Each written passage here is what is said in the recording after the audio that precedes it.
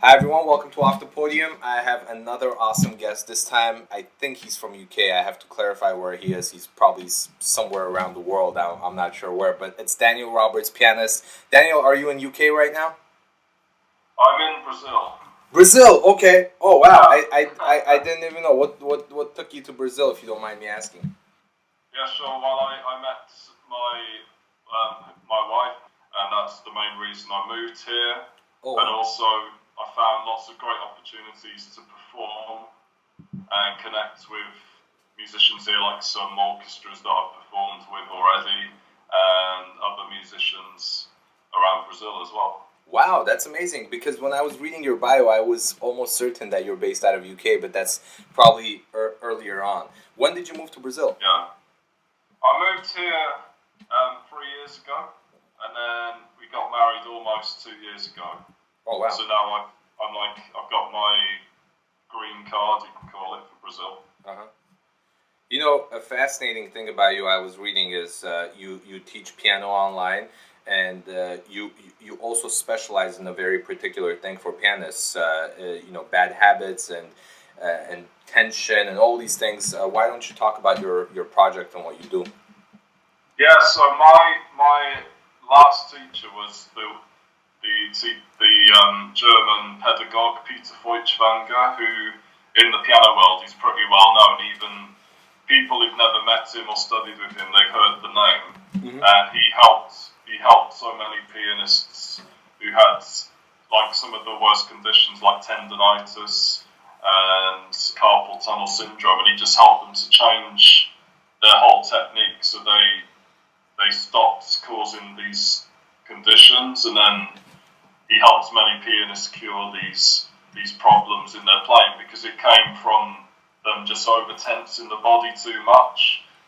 They were like causing strain in the body, and over the long term that caused these really bad problems.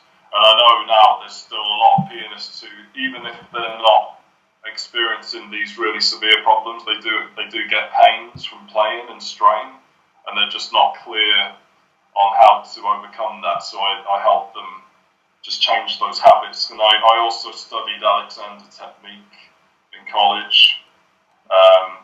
So that is part of what I do as well.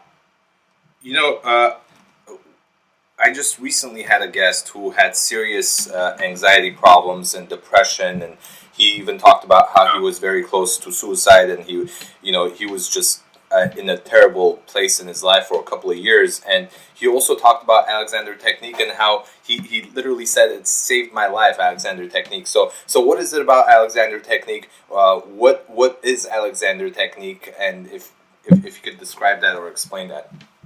Yeah, so in a simple way, it's a way to learn how to reset your body. So if you're tensing up your body, like in the shoulders or the neck, you learn how to move the body more naturally, the way it's designed. Mm-hmm. So then you're not reinforcing those habits, and you learn new ways to move the body that are actually natural. Oh. Because, of course, nowadays we sit down way too much at the computer or the piano as well, and we develop these habits from a young age. And it's basically learning how to breathe as well, and let the muscles just loosen again. Mm. And then you incorporate that into your life, and in my case, like playing as well. Wow.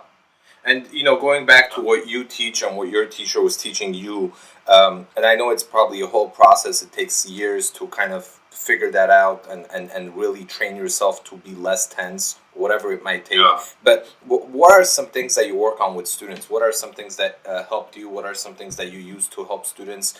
Like I said, I know it's a long process probably, but some things that are just quick to describe for the audiences.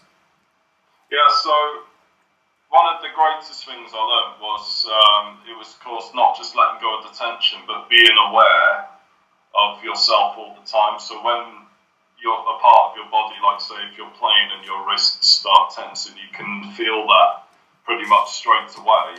Mm-hmm. So then you can just stop and let go of that tension before it starts growing into a worse problem, and that's one of the most valuable things I learned from my teacher, because then I can, when I watch other pianists, I can quickly identify what their physical limitation is and help them then to reset that and then put that back into what they're doing overall. Wow. And, thinking about the tension, you do have to get to a place as a pianist or as an artist too, where you're aware of the tensions, but you're not constantly thinking about it. Because if you're thinking about it in performance, it would probably take away from your ability to perform at the highest level. So how long does that process take?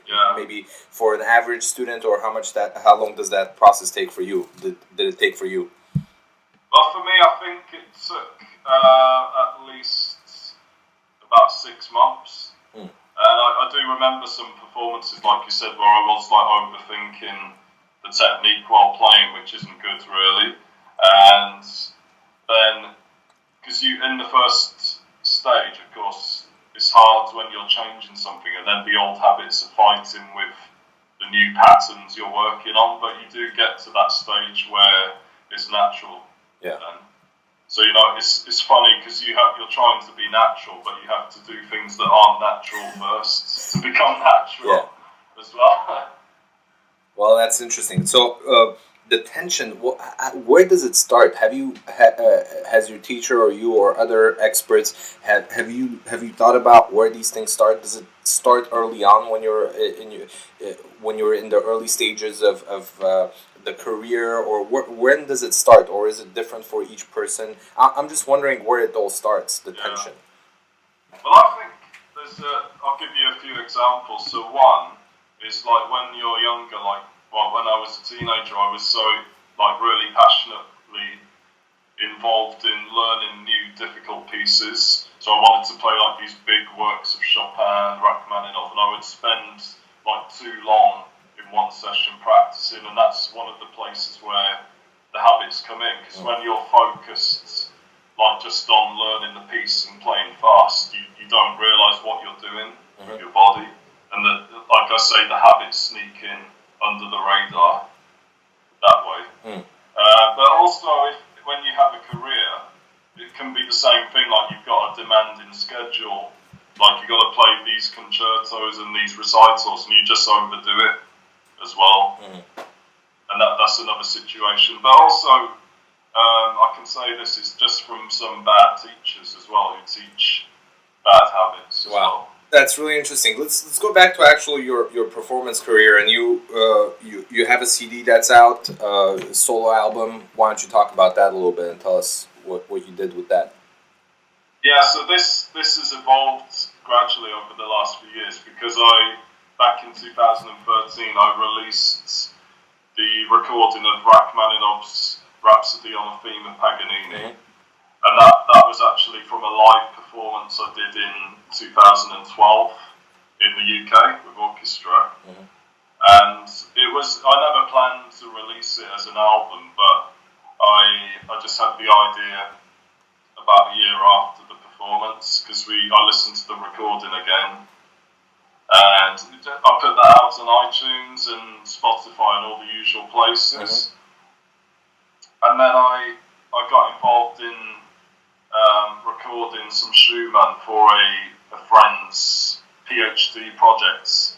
So she wanted to record, I think, 6 or 7 pianists recording or playing a Schumann piece as part of her project, to see how the interpretations change and what each pianist does differently.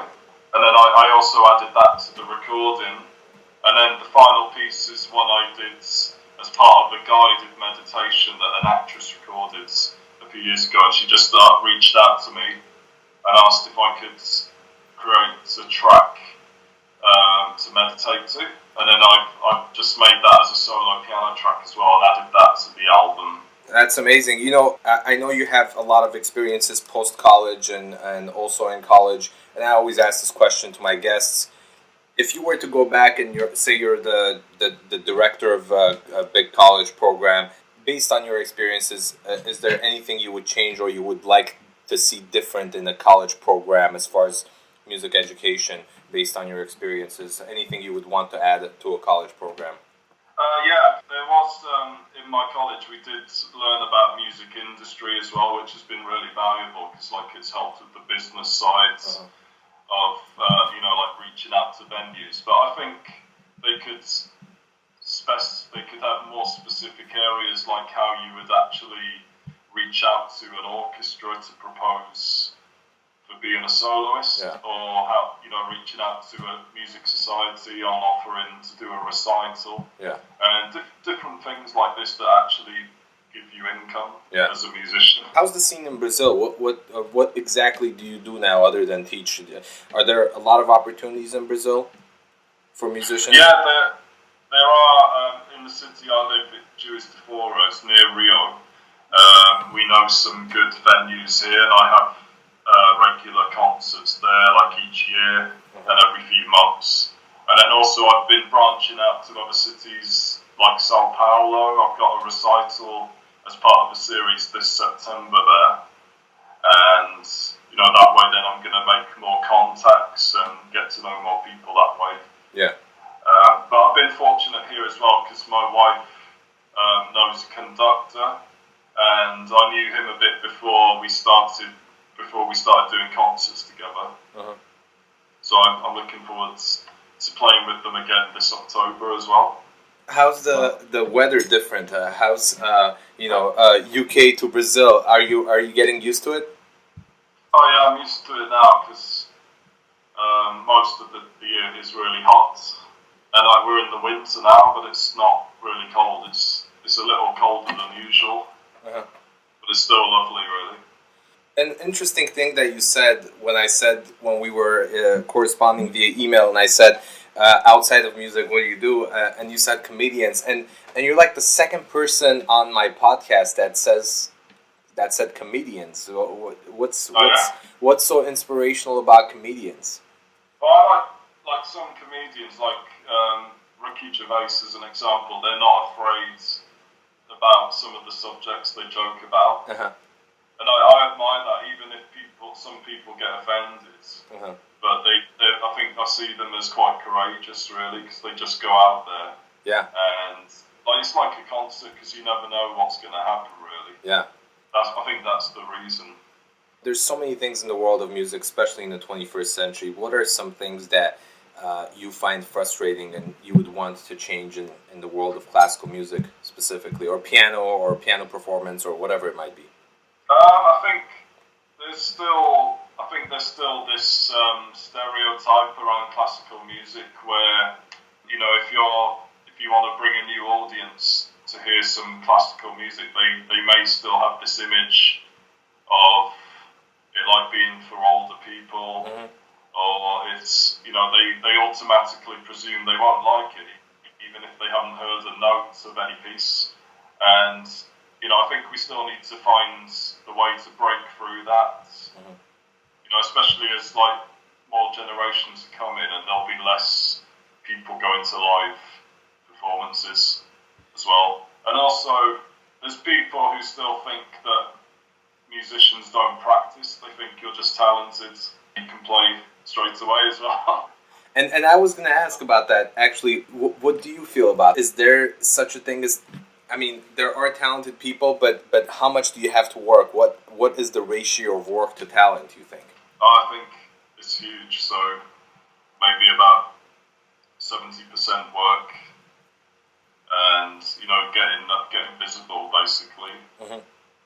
Because there's a lot of really talented pianists who come out of all the big conservatories and colleges each year, but they don't know what to do then. They can just play, but they're not sure how to get their engagements and perform. They might do a few competitions, but that doesn't guarantee anything as well. Yeah.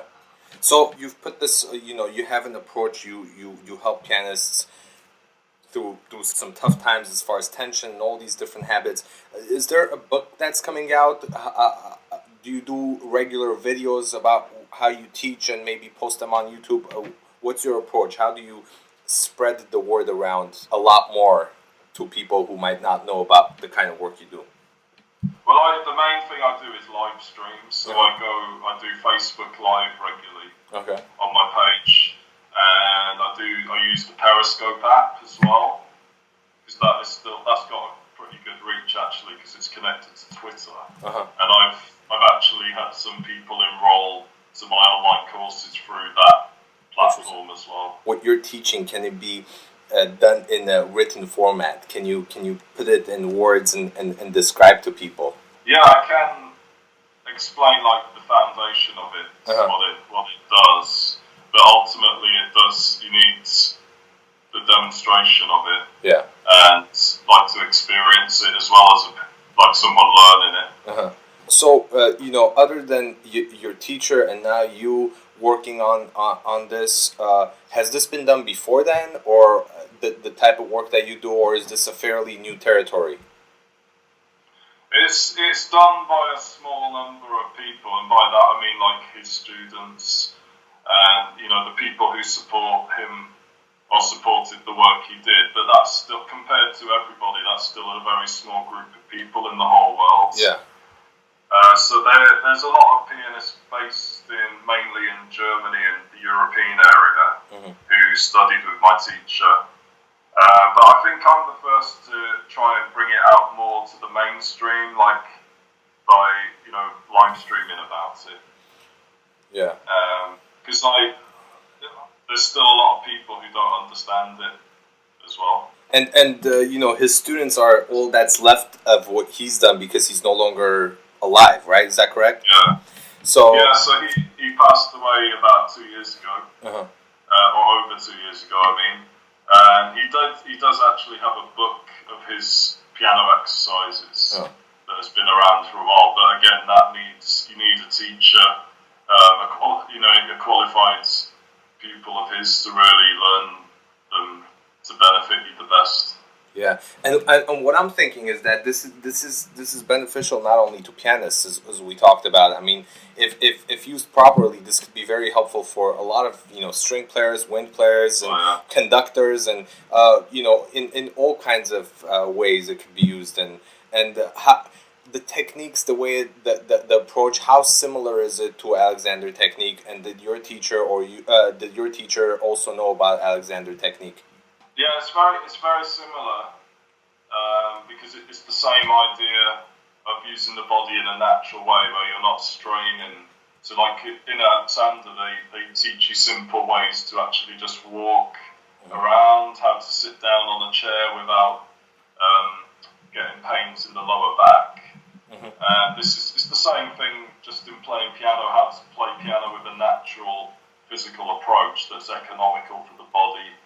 And at the time, early in his career, my teacher didn't know about Alexander technique, but he did actually meet the guy who created Feldenkrais, that approach, and that's a similar approach again, just moving the body in a natural way. And Feldenkrais confirmed to my teacher that what he was doing was natural for pianists as well.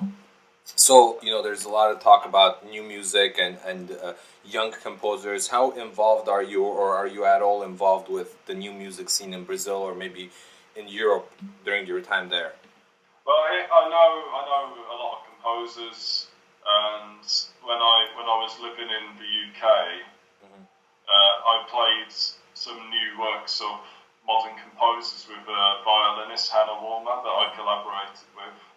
And we performed a piece by Nimrod Borenstein. He's a pretty well-known modern composer now. And I perform my teacher's works regularly because they're still very new works, like only about 20 or 30 years old. So what's next for you? What's the upcoming projects? We talked about a little bit, but maybe you could remind us or talk specifically about what your next steps are in music. Yeah, so I've got some solo recitals coming, one in Sao Paulo this September. And then in October I'm playing Mendelssohn's Piano Concerto No. 1 with the orchestra here in this city. And we started rehearsing this week as well. Oh, wow. pretty good. That's nice because not many pianists get that much rehearsal with orchestra before. Yeah. In normal circumstances. Yeah. So is that a more of a community orchestra? Is that why it's the rehearsal schedule is much longer, or? Yeah, it's a local like youth orchestra. Oh, okay. And it's run by a conductor who works at the music school here. Uh-huh.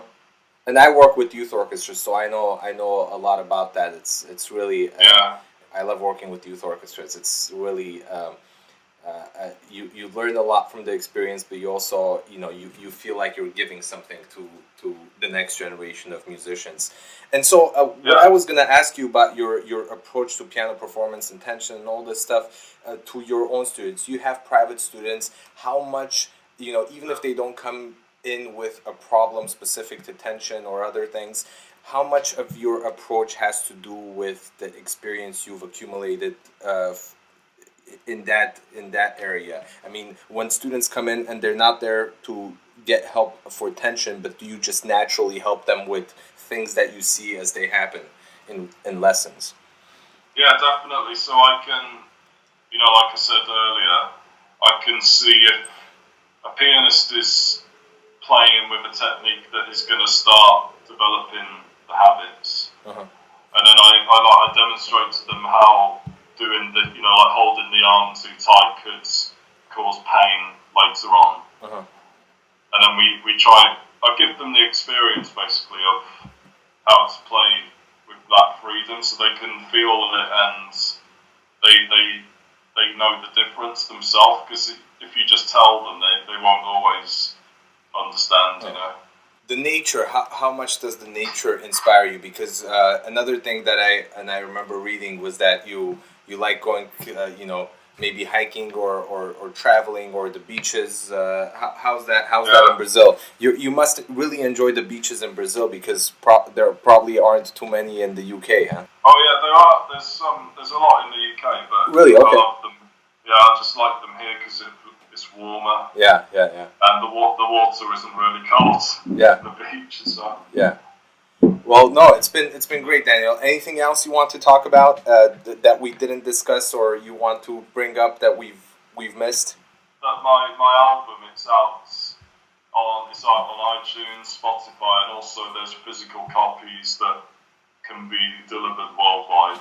And also remind us what's on the album, so people know what exactly is on the album as far as the repertoire. Yeah, so there's a live performance of Rachmaninoff's Rhapsody on a Theme of Paganini. It's totally uncut because it's totally live. Mm-hmm. And then there's the Schumann Traumir, the famous solo piece, and then my own Meditation #1, which you can actually put it on loop and use it to meditate to as well. Wow. Well, it's been a pleasure. Let me know if we've missed anything. But I've had a great time talking with you. Yeah, it's been great. I really appreciate people who work so hard in helping others, and I think what you're doing is absolutely fantastic, because it's in classical music. There's just so much tension, not only physically but also comes from mental tension as well. Thinking about different things, and maybe just competing in competitions. People come with. And sometimes it's not physical, it's mental, and sometimes it's both. So this is just really beneficial, and I hope people really seek help and contact you and take your advice and learn from you, because I think this is beneficial not only for pianists, for those who are listening, and our violinists and other instrumentalists, conductors. I think this is absolutely fantastic, because it really, if done well, it could really put someone in a place where they just feel more comfortable and they concentrate more on the music, and the music will be much better because of the type of work you're doing, because you will get rid of all the tensions, body and mental tensions that you might have, and really have a high level performance instead of having those barriers which prevent us sometimes from playing at the highest level or making music at the highest level. I think what you're doing is absolutely fantastic. Thank you so much for joining me. Have a beautiful day, and please contact me again. Let's have you back on maybe next year or so and talk about what you've done so far. It'll be fantastic. Thank you so much. That'll be great. Thank you. Have a beautiful day.